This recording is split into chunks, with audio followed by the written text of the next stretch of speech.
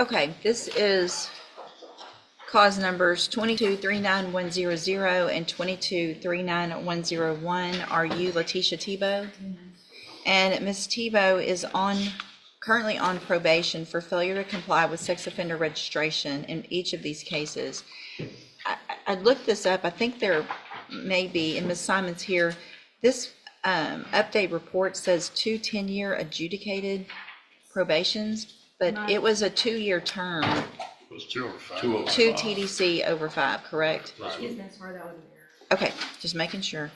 And so Ms. Tebow was previously here, entered pleas of true to counts 2 and 4 in the motion to revoke probation. And I've received the updated pre-sentence report. Have you all received that updated report? Yes. State has to. Any additions or corrections to that other than the one that I already made? None from the state. Nothing but that. And there was no agreement. Is there any evidence with regard to the other counts, Mr. Hoffpower? Any new failed to register? No. I don't know. She pled true to counts 2 and 4, so there's obviously some other counts. Do you have any witnesses or evidence with regard to those other counts? We're going to full abandon those counts. We'll just proceed on 2 and 4. Okay. Other than I call my probation officer, but I like her opinion. Okay, so I guess there was an arrest in It's in Florida. Palatka, Florida. Okay. Hold on a second. Let me.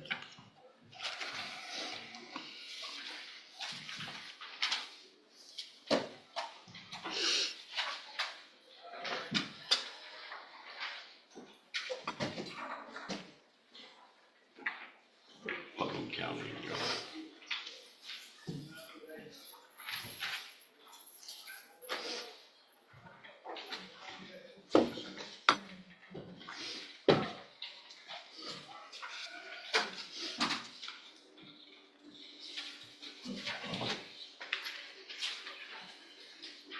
Okay, so count 1.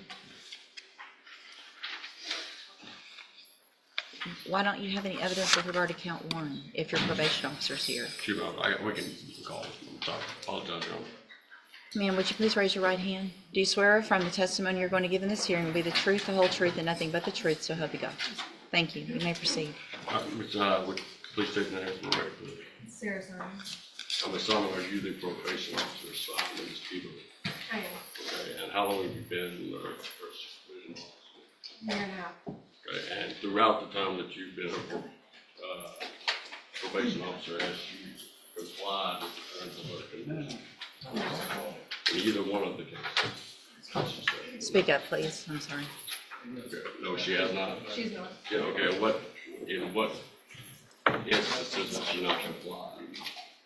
Steve-O has had consistent reporting habits. She was not paid towards her process fees. And she most recently had 2 But she allowed, first of all, she allowed through her probation in Texas to venture out of the state and be in Florida. She did not. Okay, she wasn't allowed? She was not allowed. Is she allowed through her reporting as a sex offender to move or go to another state without no probation? Is she allowed to leave the state? No, without. She pled true to that. Okay. Count 1 is that she has not reported since January 27th of 2025. Is that true now? That That is true. intermittently, or she is fully not? She's been called absconder. She is absconded. Okay, since that day. Yes. Or 90 days after that comes in January, she became absconded. She been absconder. Okay, and since she reported since the time on which she was arrested. She has not reported Have you spoken to her at the jail? at the hearing. Okay. All right, did she give a reason for why she didn't report? She did not. At this time, I'll pass it on to you.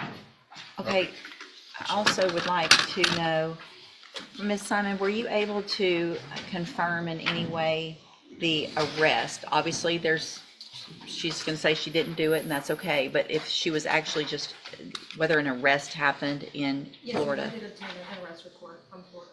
PC, okay. But do you have a problem cause? Do you have a full offense?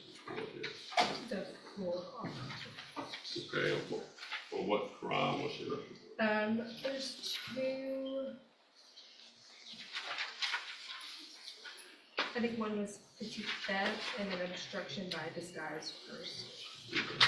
Was it all the same incident? Yes. And what date did that occur, according to the law? June 29th, 2025. And were both those committed? Objection as far as committed, Your Honor. I don't object to her listing evidence as far as an arrest. An As far arrest. as the actual commission, it could violate a right to free cross. Did the allegation occur? Yeah, the arrest. The arrest occurred while she was on probation. Kelly, this just did something again. Correct. And those haven't been resolved to your knowledge? Not to my knowledge. May I proceed, Your Honor? Yes.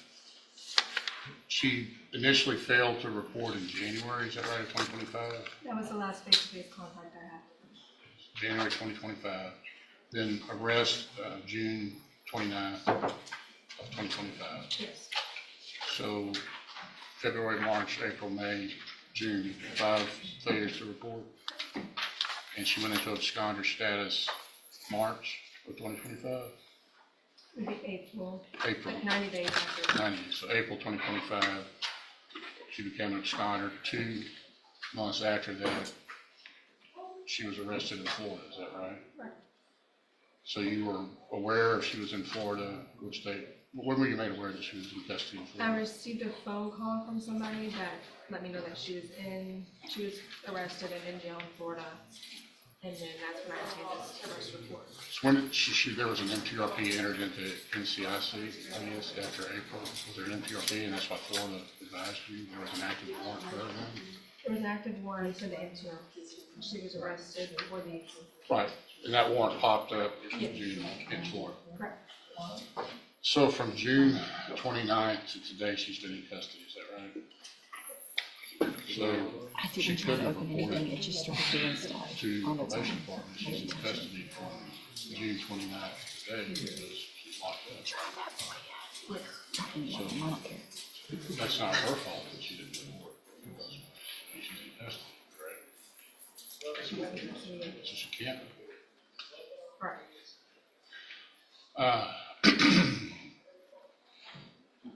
As far as supervising her, she has reported, you say inconsistently, but that means she has reported some, correct? Correct. During the times that she has reported, have you been able to interact with her appropriately? She maintain proper demeanor, that type of thing? She was, yes, but she was consistently late. I had to reschedule her several different times to get her into the office. Have you had any other difficulties with her as far as just maybe perhaps being late with scheduling, as far as your actual interactions? Does she maintain appropriate demeanor, acted appropriately with you? Yes. Would you object to continuing to supervise her? I would. Why is that? My personal opinion, I don't think it's too close to her probation as a priority. She has been on probation, I think, since 2022 and has made no progress in regards to her fees. She did some community service, and that's about it. When you say progress, how do you measure progress on probation? Satisfying her court order conditions. And how has she fallen short other than the reporting and fees and community service? If she committed So any is this correct in the, hold on a second, hold on. Is in the updated report, it states that since she was granted supervision, has reported 6 times for scheduled office visits. Is that a correct number? Okay. 6 times since 2022. I have another question, Your Honor. Let's let Mr. Kimler finish. If she were to be extended, which the court has the power to do, I mean, you would continue to supervise her, right? Or would you have a problem with supervising her? I would work with her. See any indication of the need for some type of mental health referral or anything of that nature? I mean, I understand she's only reported 6 times, as the judge indicated. You see kind of programs or other things that probation could do for her to maybe perhaps to get her on the right track. I think the only other option would be the cognitive check of ISM. Pass witness.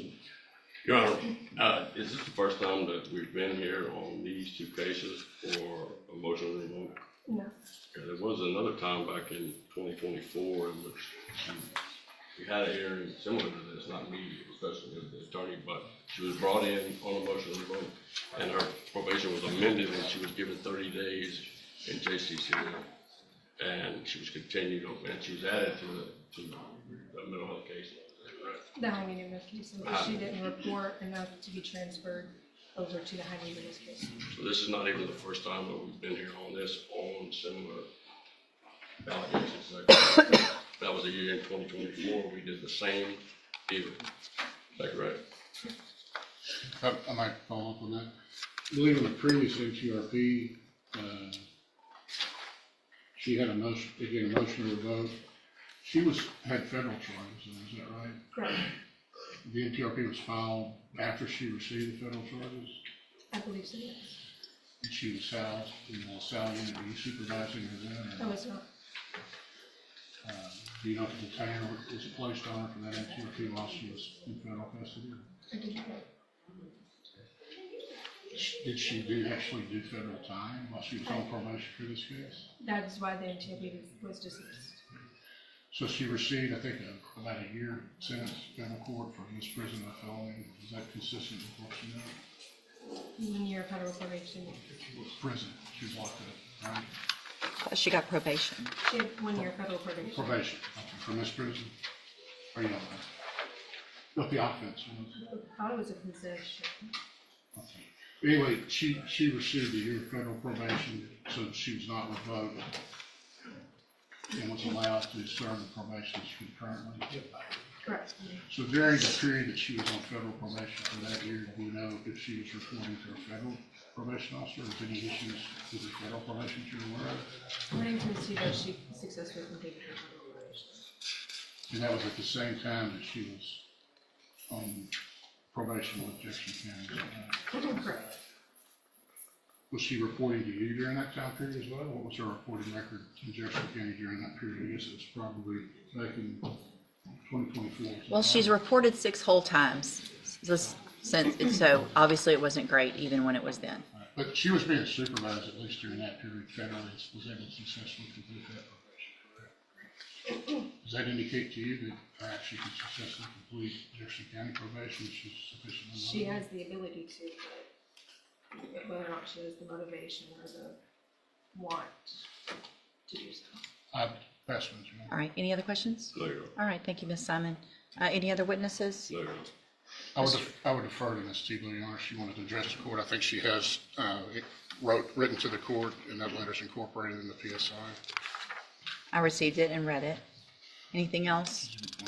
No, I mean, when I did fail to report it, sometimes I was hard with scheduling, but a lot of it had to do with my mother being sick, and I brought my mother sick to her office with me multiple times, because I wasn't able to just stay with where she was at. I brought her when I could.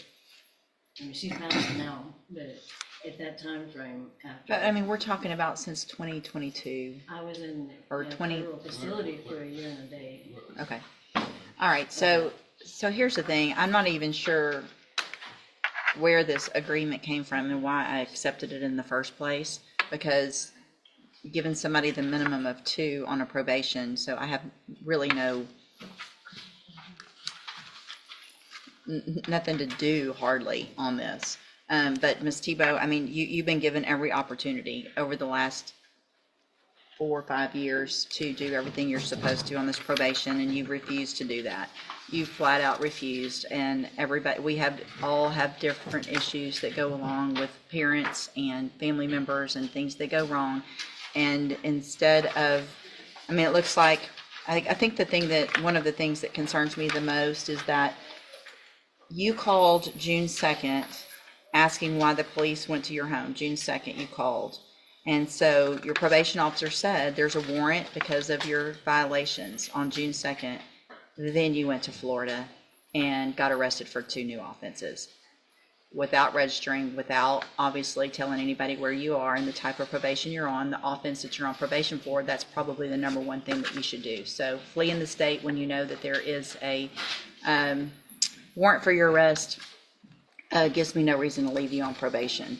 Unfortunately, I think for me and for the community, the most I can do is 2 years, and so that's what I'm going to do. I'm going to find, based on the evidence today, that counts 1 and 3 are true. So I'm going to find you entered your pleas of true to 2 and 4 freely and voluntarily, find all 4 counts true, find sufficient evidence to revoke your probation, and cause number 2239100, revoke your probation, sentence you to a term of 2 years in the institutional division of the Texas Department of Corrections. You do receive credit on that sentence for any time that you've been in custody, that the law gives you the right to receive. And cause number 2239101, also find sufficient